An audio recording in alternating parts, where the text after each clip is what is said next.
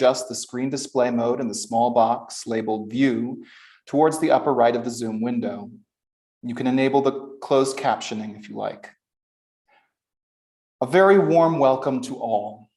The Common Hour is an unique and inclusive program that brings the Franklin and Marshall College community together weekly during the academic year for culturally and intellectually enriching events. It is the only regularly scheduled event that unites students, faculty, and staff, and invites the larger community to join us. Throughout the pandemic, the Common Hour has continued to provide a gathering space and a source of inspiration, education, and compelling discussion for the F&M community and beyond. Next week's Common Hour is entitled Environmental Injustice in the Amazon, Chevron versus Indigenous Peoples of Ecuador, presented by Paul Paz y Mino, Associate Director at Amazon Watch. We hope you will join us for that. Please also follow Common Hour on our webpage, the Presence Events calendar, and our F&M Community Hour Facebook and Instagram pages. During today's event, Zoom viewers can submit questions for our speaker via the Q&A feature. Please indicate your affiliation with the college if you like, but we won't share your name. And now I'd like to introduce the proposer of today's event, Annalisa Crenell, Associate Dean of the Faculty and Professor of Mathematics. Hello, I'm so glad to be here to introduce Nick Sousanis today. I want to give huge thank yous to the Art Department, the Philadelphia Alumni Writers House, the English Department, and the Math Department for helping to co-sponsor this, coming together the way these departments usually do. This is just a joy for me. If I was going to try to describe this book, Unflattening by Nick Sousanis, who's now a professor of humanities and liberal studies at San Francisco State University, it would be entirely appropriate in describing this book to say words fail me. That's kind of the thesis of this book. It was first recommended to me by an artist here, a guy named Jim Peterson, who said to me, Annalisa, you really need to read this book. It's amazing. I discovered that it was a comic book, so I bought it for my teenage son, Jakari, who devoured the book, and I snuck a peek at it while he wasn't looking at it and fell in love. I recommended it to a book group that consisted of people who were like running a dental practice, who teach chemistry here on campus, a bunch of neighborhood people, and being frugal like me, they all borrowed it from the library to read it, and then went and bought multiple copies and gave them to friends. This book was so good, which kind of sounds surprising because it was actually a PhD thesis. It was Sousanis's thesis that he got from Columbia University in 2014. But we weren't alone in loving this book. It was published by Harvard University Press and has since been translated into 7 different languages. It has won huge numbers of awards, 11 different awards that I could count all over the world, and as diverse as the Best Graphic Novel of 2015 and the Prose Award from the American Publishers, the Professionals for Professional Scholarly Excellence, a Humanities Award. If you want to know like part of why I think this is so cool, one of my favorite lines comes from chapter 7 of this dissertation, this comic dissertation, where Sousanis is talking about the constraints that we sometimes feel like we need to fight against, and using the metaphor of us being marionettes tied by strings. And we often think about trying to cut those strings to get rid of those constraints. But he says that by identifying more threads of association, we're better able to see these attachments not as constraints, but as forces to harness. And it's made me think about the world in a different way. For those of you who are interested in looking at this book, we have in our library physical copies or ebook copies that you can look at before you too, like me, fall in love and go out and buy a zillion copies and give them to friends. With that said, it gives me incredible pleasure to introduce to you Nick Sousanis. Thank you for that warm welcome, Annalisa, and thank you for having me. And Justin and Candace, thank you so much, and the whole community. I'm really excited to be here. I'm sorry I can't be there in person. Zoom lets us come in from all over, which is really great, but I miss the interactions that I'd like to have. But here we go. So I'm going to take you through a lot of slides. So let's try that, make sure it works, and we'll do it. Is it looking good? Can you guys all see? Looks great to me. Looks good. All right. All right. So yeah, so I did this work on flattening, which we're going to talk about. Before that, I want to say a little bit about how I came to do this. And near the end, I'll talk about my process and a little bit about my students and the new work.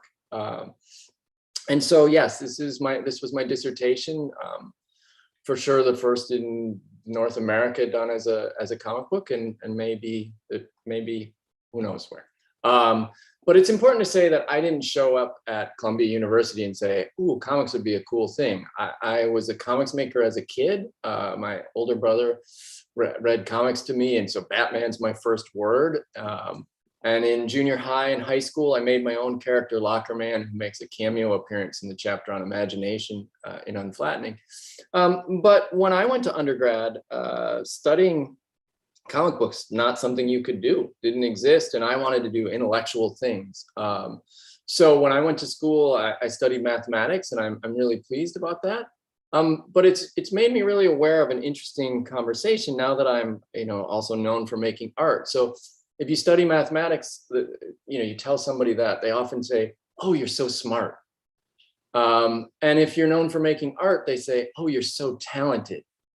And I look back at myself and I think, I don't know how smart I was as a mathematician, but I was really clever and I think quite talented at it. I was good at figuring things out.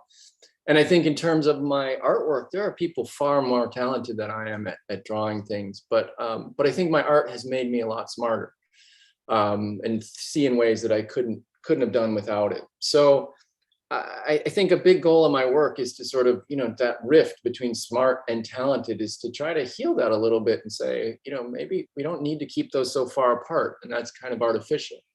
So as I said, my comics making took a little dip, and I ran an arts magazine in Detroit. And in 2004, I was asked to be in a political art show, and with very little time, I said, well, I'll make a comic. So I did this comic about voting, or, a show of hands. And it's all these metaphors using the hand for every single panel here.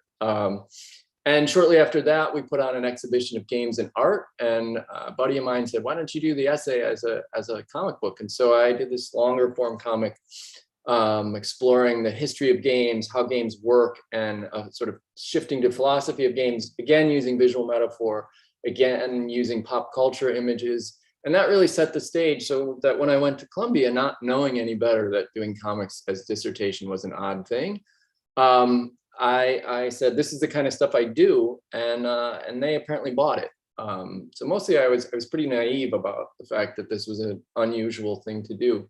And so I've continued that. I did other political comics, and the only reason I'm going to show this is just, this is about the sort of artificiality of red and dividing us up into red and blue, is that a lot of my work came out of this effort to try to make people find common ground, to try to find ways to get rid of language that can be divisive and see some commonality between us. And I think that's obviously something we're deeply in the midst of. So I've continued that periodically. I make political comics, though, stripping out language. And that idea to strip out language and replace it with visual metaphor really became a hallmark of how I work. A formal decision is that I really am, it's much less about illustration. As you'll see, there's not actually a story to Unflattening, and everything is coming through in metaphor. So I'll say more about that in a second.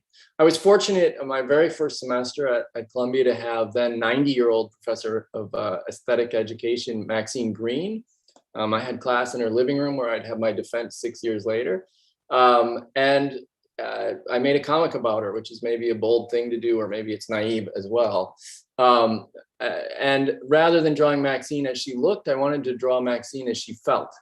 And she felt, she was quite frail at that point. But once she was wheeled into class, her mind was this dynamo. And to me, she felt like this top. So this idea of how can I get at things in a way beyond the sort of I can draw her was really central to my work.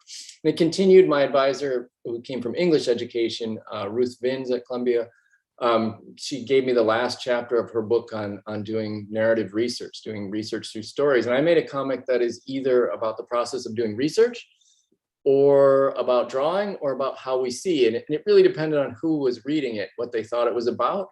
And it's because I stripped out all these particular words and replaced them with metaphorical ways so that people could find their own way in. And I really like that. I think when I talk about my work, I tend to reveal more about it than the work does itself. But that's what happened. I've continued. This is just a little bit of post Unflattening work. I was invited by Nature to do a comic on climate change for the 2015 Paris talks. And just click through that. You can, all of these are online. And then I did a comic on Karen Green, Columbia University's first comics librarian, which picked up an Eisner Award. So that was fun. So Unflattening, I'll tell you a little bit about what I think it's about, though people may have very different views on that. So I think it stems from sort of having a sadness or a worry about this idea of flatness. And by flatness, I don't mean something literal at all. I mean a limiting of our possibilities, a lacking critical dimension, where there seems like lots of choices, but those are often chosen before we've even started walking, and a place where we sort of forget the wonder of what might be and replace it with how it is.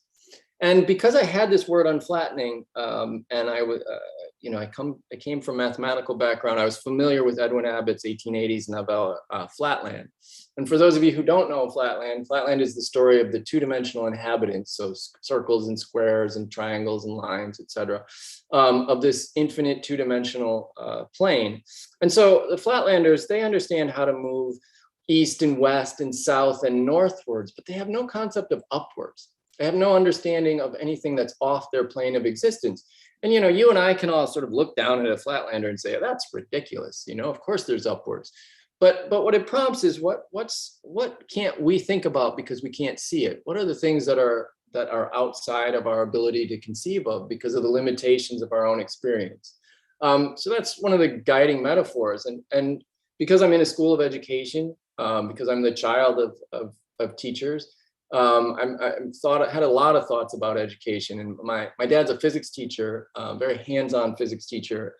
And in his, he technically retired and then came back to be a long-term sub at a school, a high-performing school, where they'd been all their work had been done on worksheets. All the students were used to worksheets, and they were all walking down their halls weighed down by test prep books. They're all sort of hunched over because they had these books on their back.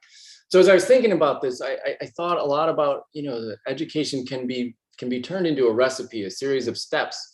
And I thought about, how these people can be weighed down by it. And it's not to say that that's all of education at all. I don't think that, but I think it's a danger. And I think it's a danger when we put our learning into boxes, whether it's boxes of time or boxes of literal space or boxes of subject. And we take those boxes into ourselves. So, that to come back to a smart and talented, somebody who makes art and somebody who does mathematics, they're not supposed to be the same person. And if you find out, and this wasn't in my bio, that, I played professional tennis and made my living as a tennis pro until my last year of dissertating, you say, well, you're not supposed to be in those boxes. But I think it's the boxes that are artificial. I think we've made them up and we start to believe them, and it limits us. It limits who we can be. So a lot of this project is to sort of see who can we be and what can we become when we open that up, and to try to keep us out of getting lined up. And because I'm dissertating, I wanted to question these particular lines. Why is 12-point type double space 1 by 1 by 1 by 1.5 inch margin scholarship and other forms not? And it's not to say, this is not a critique of writing in any way. It's to say, why aren't other forms acceptable? Why don't they count as thinking? And to say, what do we fail to see when we're only looking through one mode? And what might we make visible when we look through others? What might we start to see? What might we start to know? And because I was using this metaphor, ways of seeing, I wanted to make it clear that by that I meant ways of knowing. And so I introduced my dog a little bit, sort of as an apology to explain it, but I think it really sums up well what I mean by this. And so we all know dog's sense of smell is stronger than yours and mine. But what's really true about that is it's more nuanced, which means you know, if we were doing this in a lecture hall or something, there's the podium, I'd come up to the podium and I can see its color and I can see its edges and things, but the dog comes up and you can see who was standing there a few hours before, the day before, maybe as far back as a week before.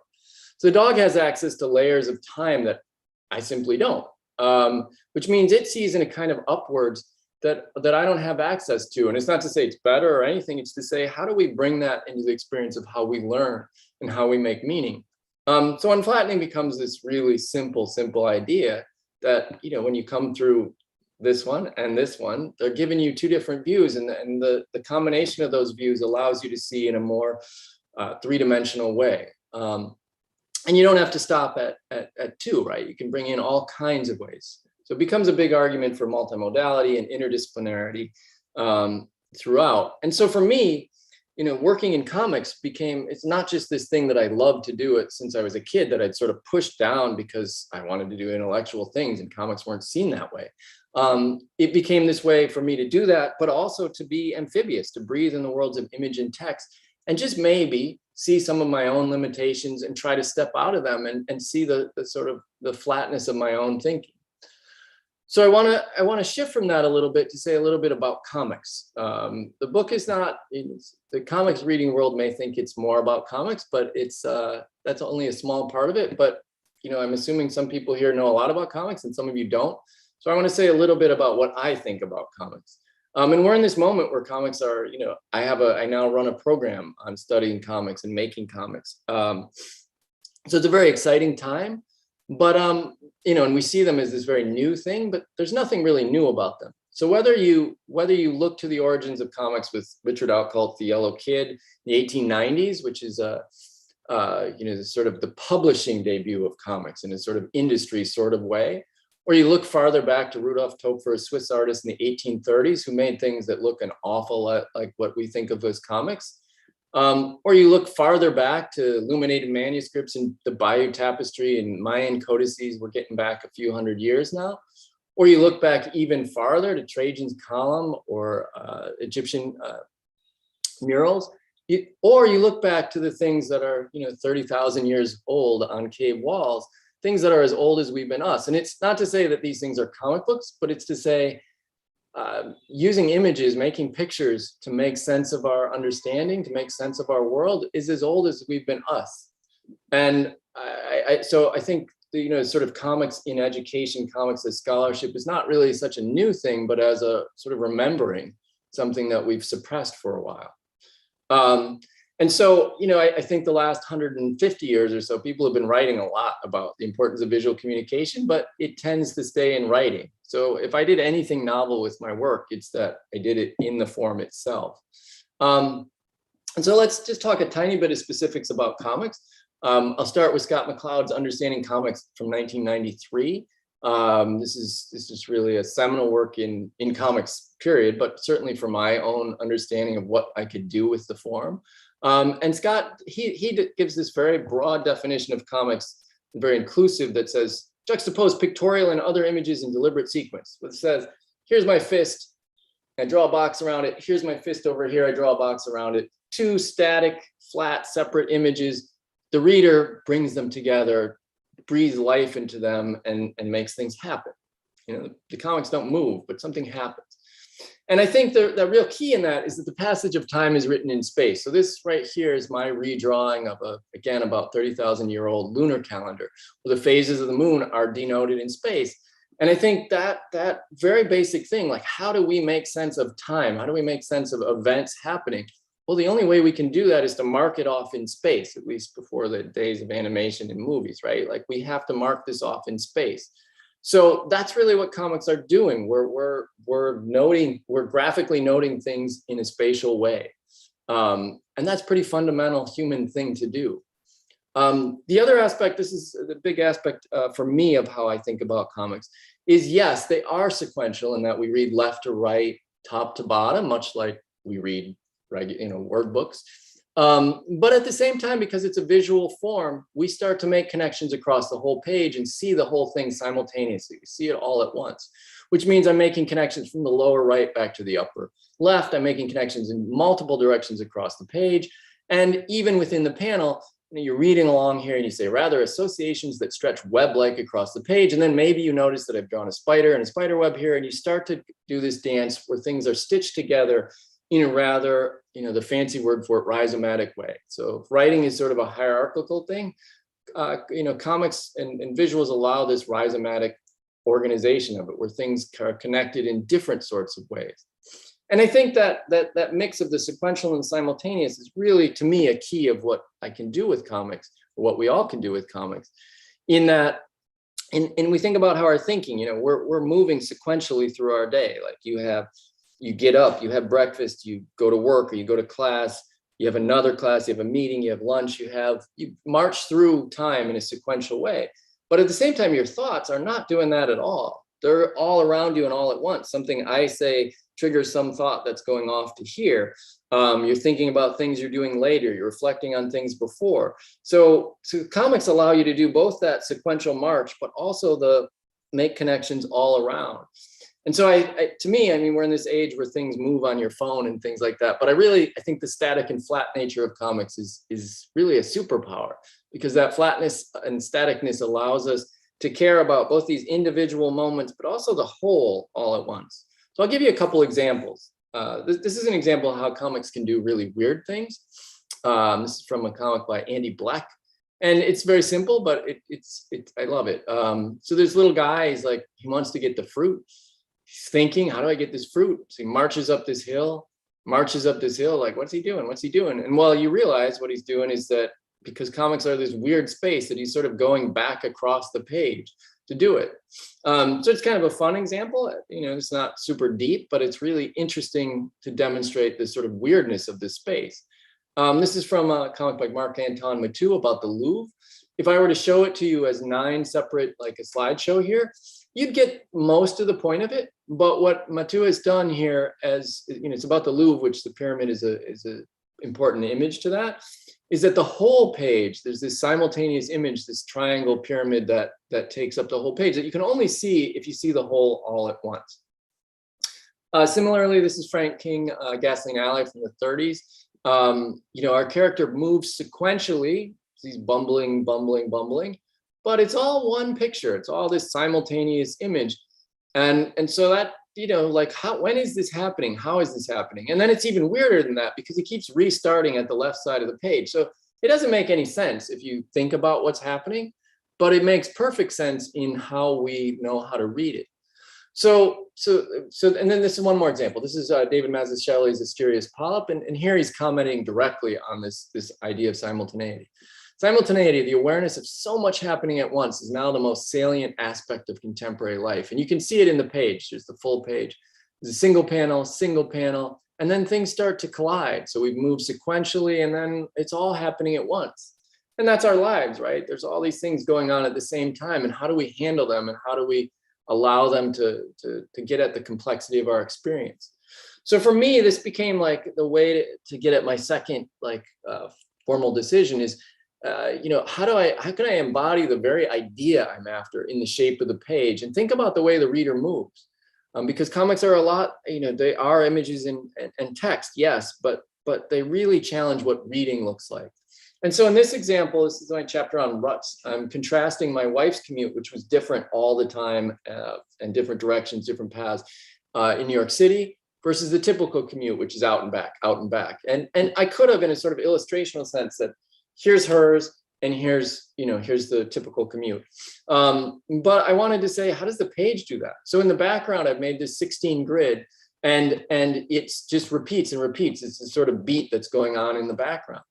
And again, that's a weird thing, right? I'm talking about a flat piece of paper, but there's a background here, right? There's layers of this. And on the foreground, I thought about how Manhattan looked a little bit like a leaf as it drifts down. And so her path is this drifting thing in the foreground. So the page is relatively simple in the way I work, but yet there's all these layers of meaning that are going on, and all these different ways of connecting that you can understand. I've continued this. This is a comic I made for the Boston Globe on entropy, and it's sort of adapted from a lecture my dad gives in his physics class, and thinking about omelets don't turn back into eggs. Laundry doesn't pick itself up. Your coffee goes cold. Entropy is this arrow that runs linearly. But I wanted to have to talk about the moments where things go against that flow. I wanted to talk about, talk about life, those moments when things form into order against the disorder of entropy. And so I thought for a long time, how do I make the comic do that? So it goes linear, and then it goes down here, and there's some design cues that say, let's go over here, and let's go around over here, and then all of a sudden we're going to read down, and then we're going to read right to left. And we're going to read bottom to top before we get kicked back out and come around here. So again, it's not just that we put pictures with words, is that we've really challenged what the chain of reading, and we've shattered it in some ways to challenge how you move through a page and to challenge what a reading experience can be. For me, this is like, I make complicated pictures, but the process to get to those complicated pictures is actually bigger. And I have 50 notebook pages, but while I'm trying to figure out how this page is going to read, before I hit on it here, like I get all excited, like I found it, like this is what I'm going to make you do, and it's going to work, honestly. There's still more to go, but once I sort of understand that, it's changed things. So for me, and this is really useful in working with students, I think we tend to think of comics as prose plus illustration, but as the Canadian cartoonist Seth suggests, comics equals poetry plus graphic design. And I think that's very much how I think about pages, is thinking about how the pieces move together and how that reading experience is.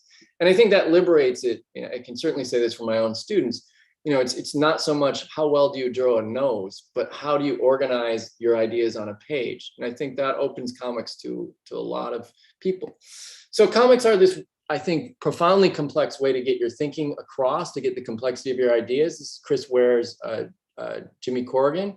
And Ware does these things where he's got sort of linear sequence as sort of narrative, but at the same time, all the tangents, all the side paths of your thinking are right there on the page. And because you can read it at your own pace and in your own directions, it's all there for you. This is my own sort of attempt at that, thinking about my grandmother's stories and how many different directions they would go before we got wherever we were going. So I think comics, as somebody who tends to speak in parentheticals, I think comics help me put those parentheticals visibly on the page. So on one hand, comics are this great way to get at the complexity of thought. And on the other hand, I think they're a fantastic way to generate your thought. So I want to say some things about my process. And as somebody who works alone, I'm not much of a collaborator in terms of the comics I make, but I had a great collaborator in my drawings, which means your visual system, which is all the time making relationships, figuring out connections between things, is when I start to make marks on a piece of paper, it starts to see new things in it, starts to see things I don't expect. And so I was very pleased that Harvard let me include sketches in the back of the book. So this is the very first sketch map that I made as I started thinking about, which is fun because you can kind of see Easter eggs of what I did, things I didn't do. But I think what's important about it is it's sloppy. And I think for somebody who's, doesn't make drawings or doesn't sing or doesn't do any of those things, when you see a finished work, it looks like magic. It looks like magic that's just sort of come fully formed out of your head like Athena.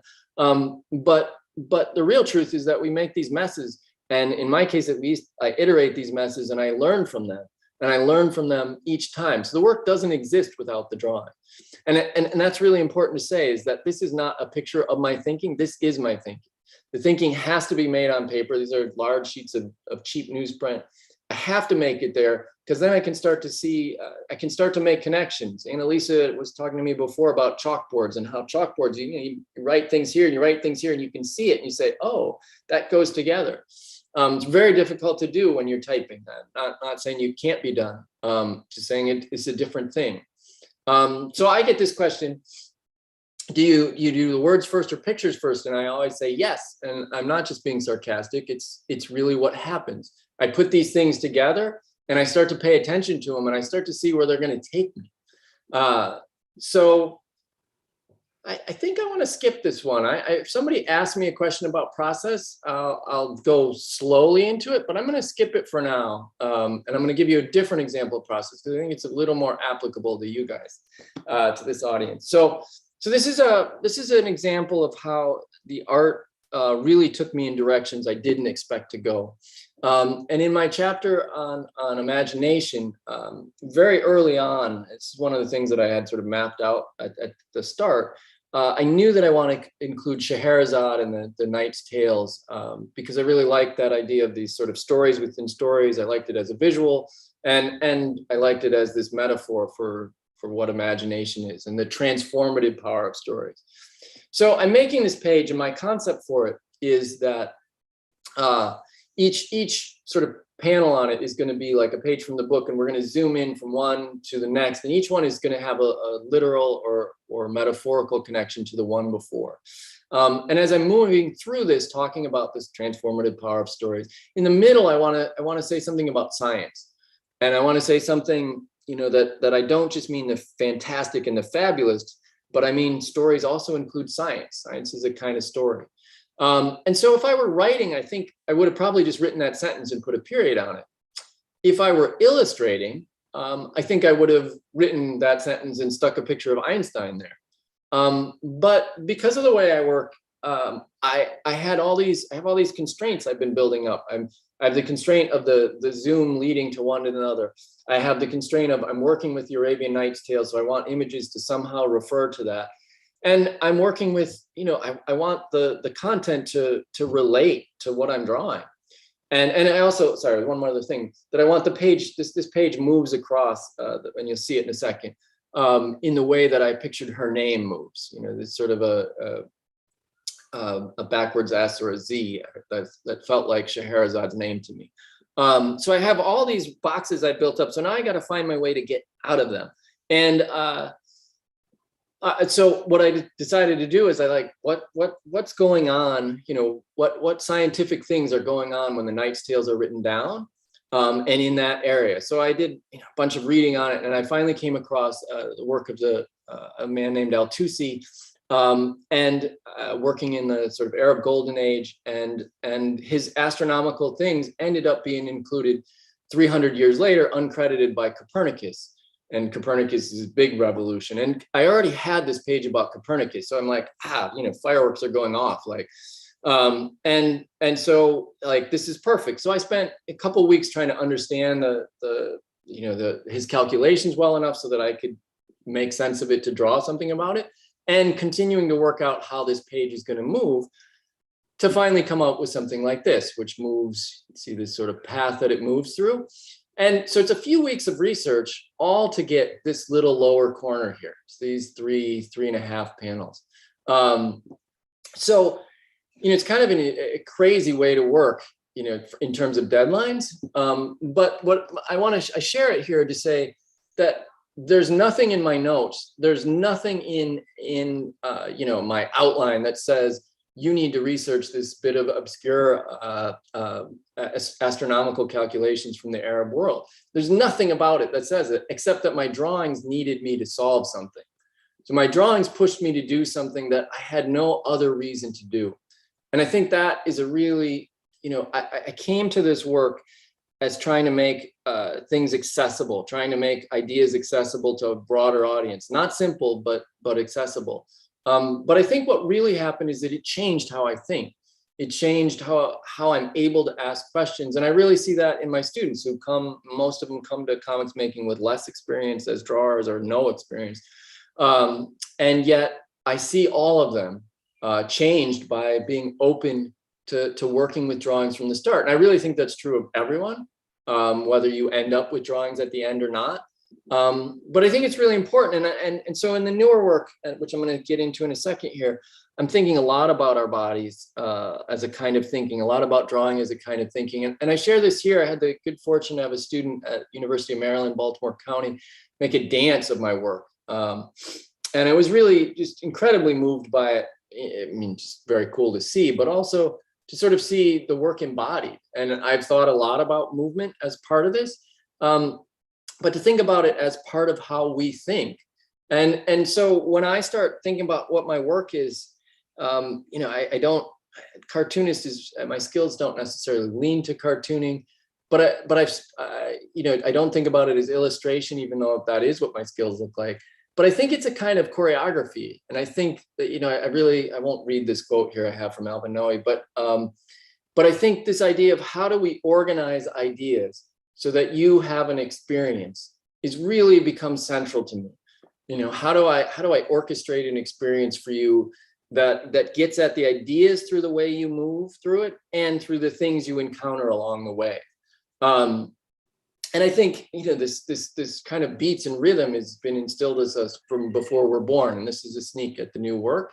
You know, we're immersed in heartbeats and the breathing and the sound of intestines, all those things, all those rhythms that are around us. I'm thinking a lot about how that can be incorporated in how we structure things. And again, in comics, time is written in space. So all of these things, you know, I'm thinking more about movement. Do our ideas come to us when we're sitting with our hand under our chin? Maybe they do, but maybe they come when we're running, or maybe they're coming when we're on our chalkboards, making big motions and seeing things all connected. And again, you know, I don't think ideas just come to us fully formed, but others could argue differently. I share this with my boy about 2 years ago now, because I really marveled at it when I watched it. This is him navigating through table legs and chair legs and, you know, about 20 some legs that he's going through. And what's fantastic about it is how effortlessly this child understands where his shoulders are, where his butt are. And it's not like he's running into things. He understands how to sort of move around because he knows the size of his body. He knows where it stops and starts. And we all do this, right? And we're so good at it that we don't really think about it. We don't think about it ever, at how good we are at understanding things through our bodies. But I think in our teaching and our learning, we tend to exclude that. We tend to leave that out. And I think if we can find ways to bring that more into how we do those things, it helps us ask questions that we didn't even know we had. And I can say that's true for me, absolutely. So I'm gonna close this up in a second here. But I think for me that this thinking in movement, thinking in drawing has really enabled me to do things that I couldn't do. And I feel, you know, like I wish I'd come back to it sooner, but I'm glad I've come back to it now. And this is just a tease of the new work. What I'm trying to wrestle with in what I'm doing going forward is how can we like open people up to that? And I think they are. I think I can see that in my students immediately, that having that experience changes you. And I don't think it says you're all going to go be artists and be talented. What it does is it says, how can you use these things you do to be smarter and to be talented and to be open to ideas? So I want to just say a word about my students, and then I'm going to shut down here. So I am now at a point where I used to teach comics classes to people who didn't do anything about comics. Now that I have a program, I have this mix of students who came interested in comics and students who've never thought about it and haven't drawn since they were 7. I try to embody that both in the experience, both in how I teach from hands-on things to even my syllabi, which I draw.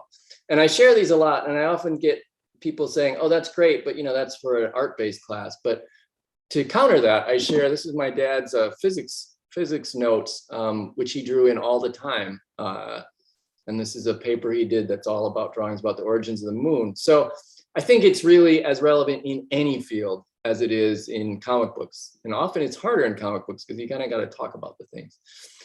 This has become the mantra of my classes. We will study and we will play, and we will see that those activities aren't so different. And anybody around small children will say that they learn from rolling around and playing, and they learn very quickly. And we need to remember that. So I get students drawing, they take notes in visual form. And now I'm going to share 2 comics and I will be done. So this comes back to smart and talented, that my students, again, come to me not necessarily ever having drawn. And this student, came not having drawn much and left not having drawn that much. But I think he made a really profound piece. And this is a comic about not really knowing his grandmother who had Alzheimer's. And I just want to focus on these 3 blank panels here. And he writes, I didn't know my grandmother. I was told about her. So there's blankness. This person no longer existed. And then she was nobody. So like his understanding of how to use the space, his understanding of how to organize ideas is really sophisticated. His drawings, like, does he draw a nose well? he didn't even draw a nose. So yeah, I guess, I don't know, I certainly didn't teach him that, but he mastered how to understand, to make meaning and to get at his ideas in ways that he couldn't otherwise. And again, that comes back to thinking about design and poetry. And so this is the final one. And since the student made this in my class a few years ago, I have shared it every time I talk, because I think a lot of times I talk about my work and people say, yes, I get it, but that's for you because you can draw well. And I think this really counters that. So here, this is just an excerpt from her final project. He was a very shy student and not a trained drawer, and it didn't, again, I don't think left a trained drawer, but left a much, much deeper thinker. So here we've got these negative words that she's sort of weighed down by. Sometimes she could feel the weight of the words on her shoulders. And here, emanating from this sort of sun-like thing, there's these positive words, and says, but she is strong. And it says, and she played a lot with the pages, as the panels as a frame and as a physical structure, as something to go in and out. She says, this is a story about a girl who couldn't fit in a box. And they laugh from their boxes that fit as she contorted and twisted, unable to find a place. And finally, and this is where I can't see the page. So she makes her own box out of words, sounds, and pictures. And soon she learns that there is no need for borders. The boxes restrict her unnecessarily, since she can go anywhere she wishes. And each time I'm just sort of like shaking a little bit when I read it. She found a way without dealing so much with drawing, but to move us literally, and to move our eyes in directions that challenge how we think and that go with her meaning. So to close this, I think, I entered this work trying to make comics as an accessible thing, and to make ideas available to all sorts of people. But I really left with it, and I'm sort of heading forward with it, saying that working this way from the start changes what you can do, changes how you can ask questions. And I think it's available to everyone. I don't think this is something for the talented. I think this is for the humans that know how to make marks and know how to read marks, and know that a pointy mark is something that is kind of high energy and maybe hurts, and a curved mark is something soft and comforting. We all know those things. And we all know that if we put this mark next to this one, we're starting to talk about time. And I think that, I really want to encourage us to make our learning look like that, and open ourselves to that. So thank you. And I will stop the share. Thank you, Nick. That was remarkable. I'm also looking for words to respond myself. I think in particular, those 3 empty panels from the student writing about our grandmother just really hit me hard. We have some good questions. Yeah. But it's not his, how much skill does it take to draw an empty panel? Insight, certainly. Yes, tremendous insight. We have a number of good questions here from staff and faculty members and folks. The first question I have is from a staff member. More and more, we see nonlinear storytelling in movies and television. Do you think this has been influenced by comics, either directly, as in the case of Marvel movies that explore the idea of a multiverse? I noticed that they don't say Marvel or DC movies, or indirectly, as in many of today's content creators that grew up as comic book fans? Or does the history of these narratives go back further than that? Oh, that question is way too smart for me. I think certainly you can see the influence of comics on some kinds of movie making, but the nonlinear narratives, I would bet those are sort of parallel things. I don't know. I can't.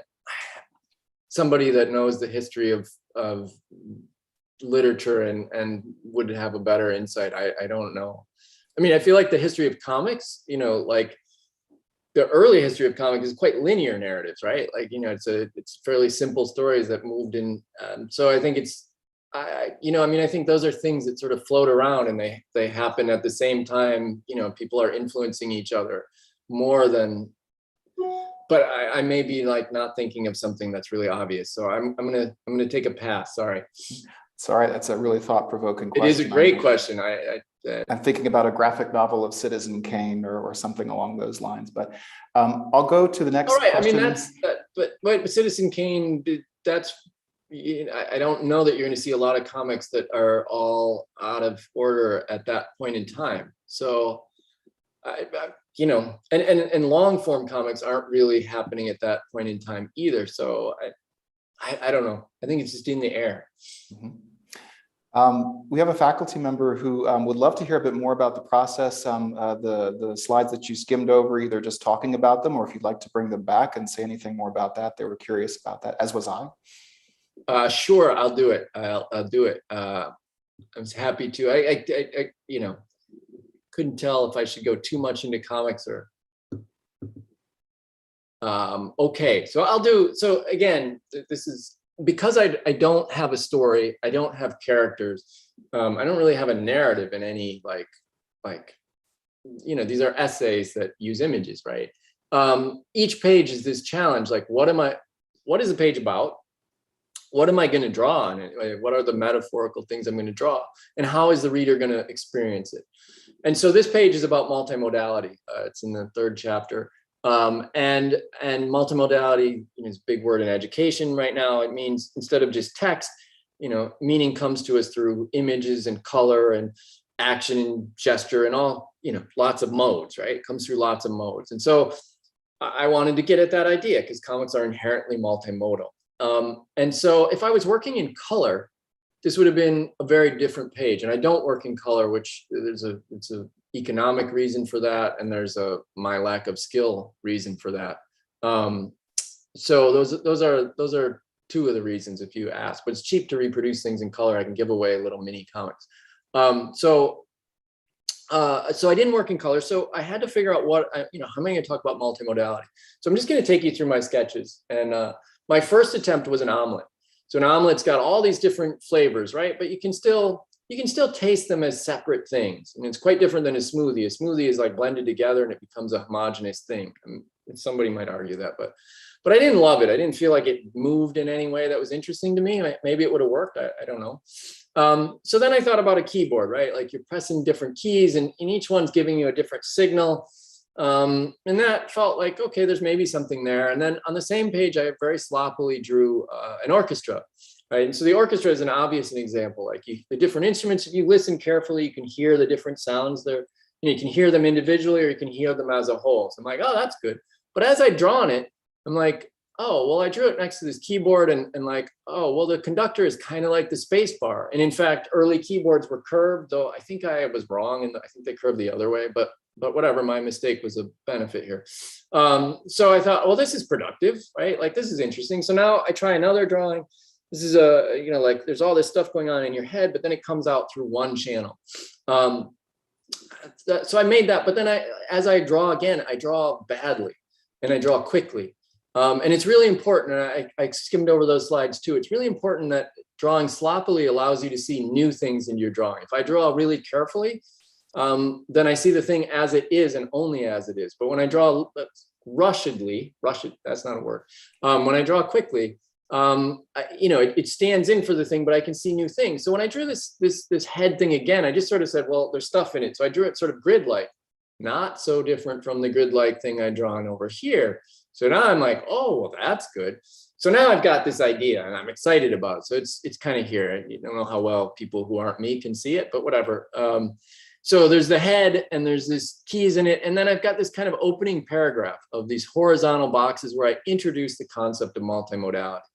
So that all feels good, but there's a problem, and it's a unique problem to comics where if I've had you read down, it's really hard to get you to read up again.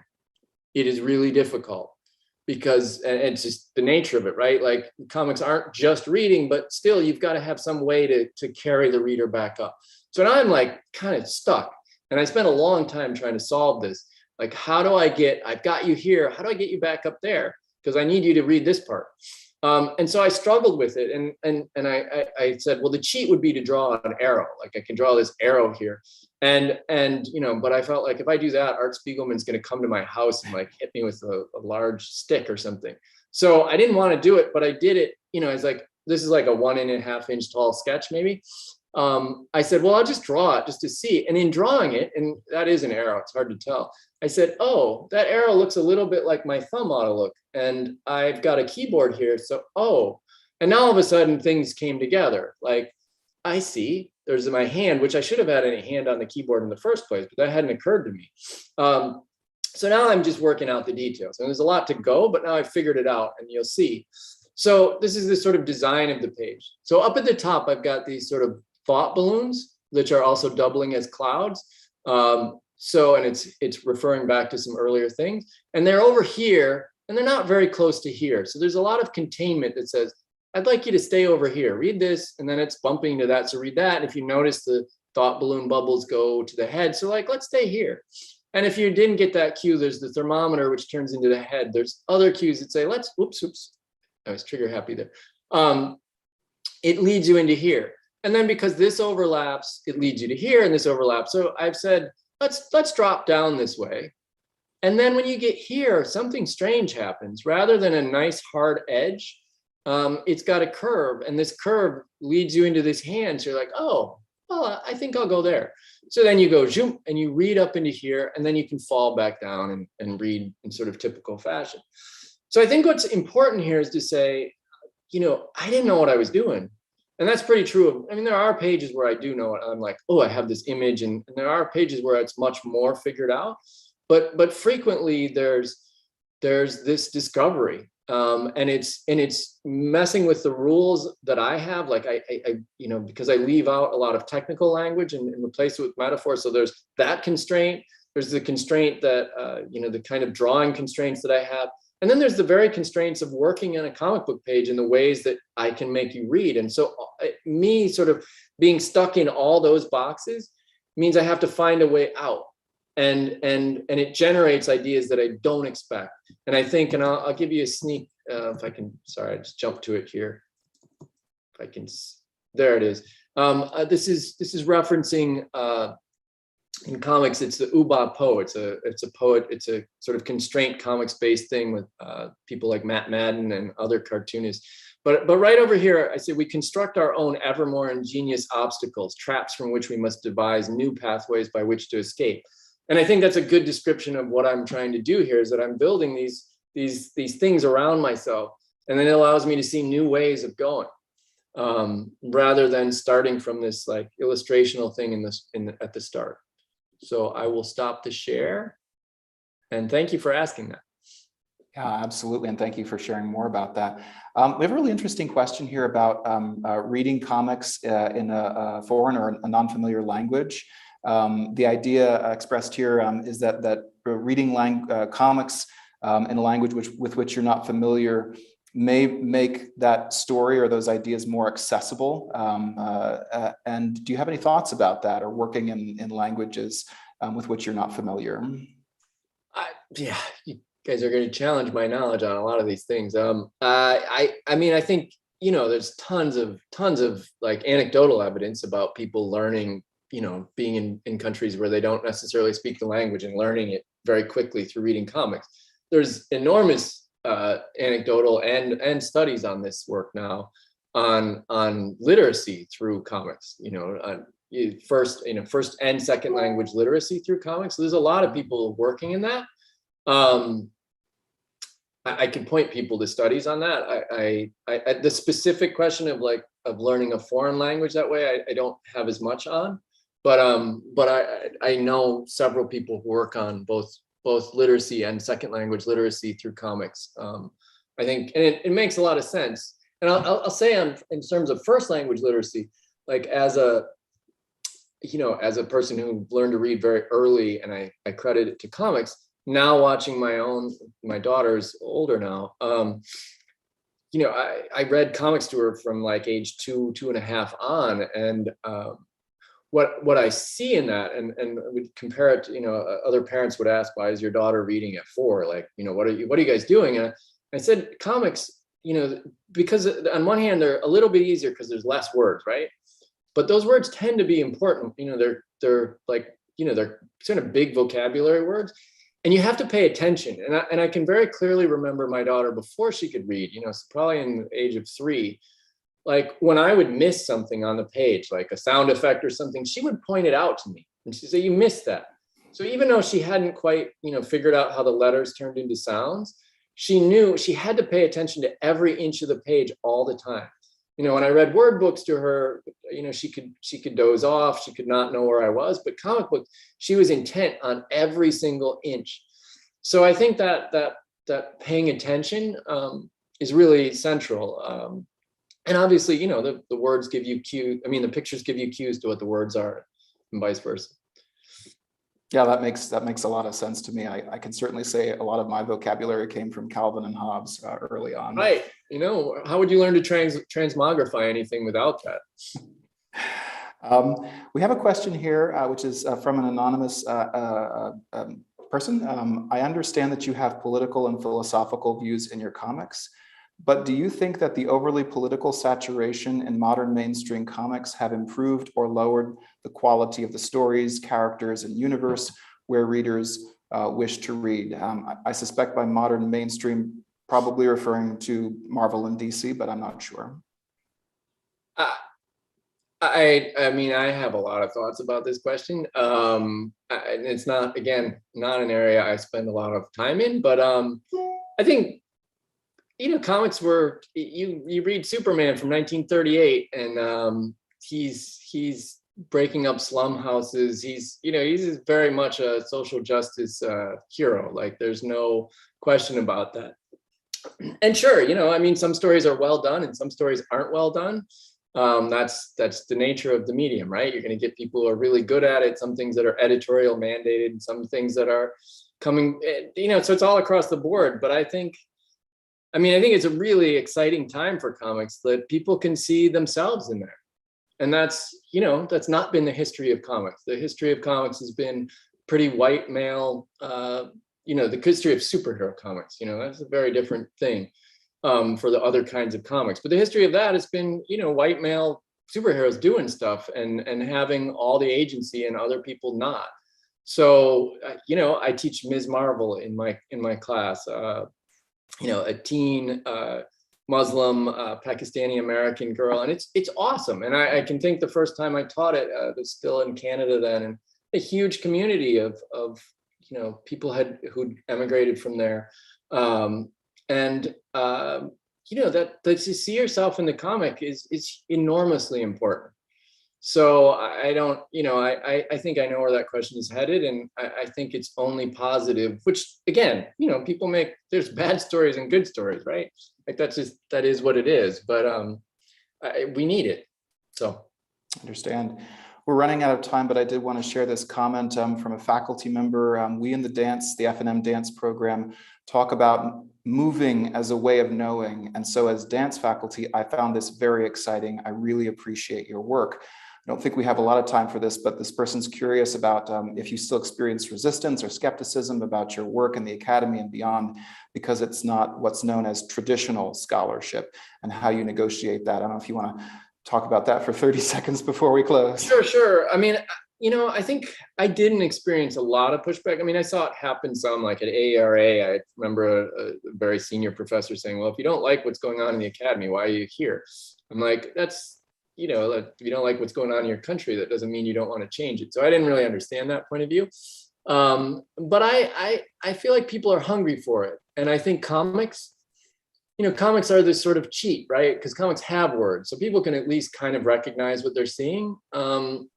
And I think it's changing. I mean, whether I was the first or not, I know I'm not the last because I'm on the committee of somebody who's about to do one.